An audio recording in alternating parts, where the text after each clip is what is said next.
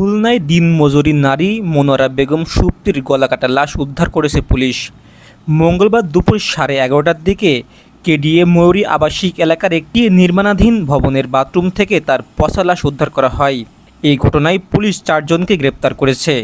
মৃত ওই ব্যক্তি ডুমুরিয়া উপজেলার শোভনা ইউনিয়নের বাসিন্দা। বর্তমানে তিনি মস্তর মোড়ে ভাড়া বাড়িতে বসবাস করতেন। গ্রেপ্তারকৃতরা হলেন ইউসুফ, হুমায়ুন কবির, জয়হীরা ও শিল্পী। পুলিশ ও স্থানীয়রা জানায়, মাদক ও বিভিন্ন মামলায় ওয়ারেন্টভুক্ত আসামি ইউসুফকে ধরতে পুলিশ ময়ূরী আবাসিক এলাকায় অভিযান চালায়। এ সময় ইউসুফের বাড়ির পাশের একটি নির্মাণাধীন বাড়ির বাথরুম থেকে পচার গন্ধ বের হয়। পুলিশের সন্দেহ হয় বাড়িতে তল্লাশি চালিয়ে সুপ্তির লাশ পাওয়া যায়। এই ঘটনার পরপর পুলিশের অভিযান আরও জোরালো হয়।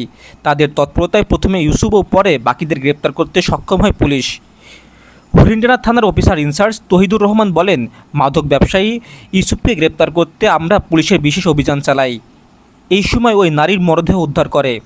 পরে উল্লেখিত আসামিদের গ্রেপ্তার করা হলে তারা স্বীকারোক্তি দেয়। মৃত ওই নারী ডুমুরিয়া উপজেলার শোভনা ইউনিয়নের বাসিন্দা।